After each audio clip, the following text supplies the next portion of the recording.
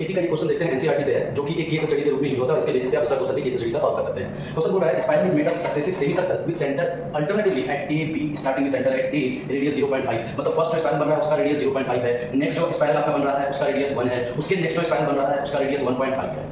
इस तरह से करके ये कंटिन्यू स्पाइरल बन रहा है और आपको बोल रहा है कि what is the total length of such spiral made up of 13 consecutive semi circle. अगर इस तरह से 13 टाइम्स सेमी सर्कल बनाया जाए तो टोटल वायर कितने यूज होंगे। अब आप यहाँ देखिए, अगर ये सेमी सर्कल है तो क्लास 7, 8, 9 से पढ़ते आ रहे हैं, यहाँ पे सर्कमफेरेंस होता है और ये एरिया जो है एक तरह से सेमी सर्कमफेरेंस है, सर्कमफेरेंस का हाफ है। तो अगर मैं एक सीक्वेंस बनाने की कोशिश करूँ तो ए सिचुएशन के लिए सर्कमफेरेंस का फॉर्मूला क्या होता है, 2 पाई आर। यहाँ तो सेमी सर्कल है, it will be pi R. B situation के लिए फिर से जब पुट करूंगा, पहले पुट कर लेता हूं पाई और आर की वैल्यू 0.5 है, we can write pi into half 0.5।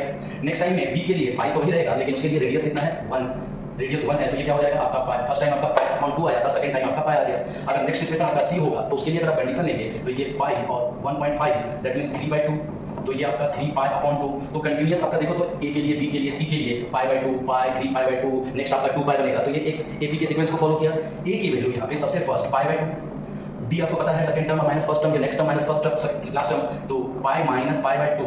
ये भी अगर आप सॉल्व करके निकालोगे तो डी की वैल्यू भी पाई/2। नाउ यू है आपके पास ए भी है, आपके पास डी भी है और टोटल ऐसे 30 कंसेक्यूटिव बन रहे हैं, तो आपके पास एन भी है, एन की वैल्यू 30। तो टोटल लेंथ निकालना है, that means you have to calculate sum. तो एसएन का फॉर्मूला जानते हैं n/2 2a plus n minus 1 into D. अब इसको सॉल्व आप थोड़ा सही से करेंगे, आपके पास आसानी से आंसर आ जाएगा। n की जगह मैंने क्या प्लेस किया, n की जगह 13 प्लेस किया, 13/2 2a 2 इनटू a की वैल्यू है पाई/2 प्लेस किया प्लस n माइनस 1, n की जगह क्या था 13 minus 1 that means 12 into D की वैल्यू भी क्या आ गई पाई/2। अच्छी ध्यान दीजिएगा कि यहां तक तो ये एपी का प्रॉब्लम हो गया। इसके बाद बच्चों को दिक्कतें आती है, वो मेजर दिक्कतें होती है कैलकुलेशन की। कैलकुलेशन कैसे करें, तो कैलकुलेशन पे आप ध्यान दीजिए। ये एक टर्म हो गया, ये दूसरा टर्म हो गया, तो सॉल्व करते समय 2 कैंसिल, दैट मींस बाहर तो 13/2 है, इनसाइड दिस इज पाई, ये 2 से 6 का कैंसिल हो गया, तो अंदर में गया आपका 6 पाई। अब फिर दोनों लाइक टर्म हो गए, 13/2 into 7 pi, that will B 13/2 into 7 पाई, हमारा अभी तक वैल्यू आया है।